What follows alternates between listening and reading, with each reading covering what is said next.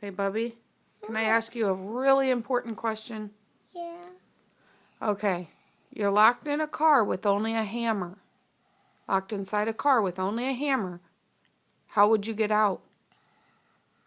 A Spider-Man and Batman and Captain America and the Hulk and Dinosaur will get me out.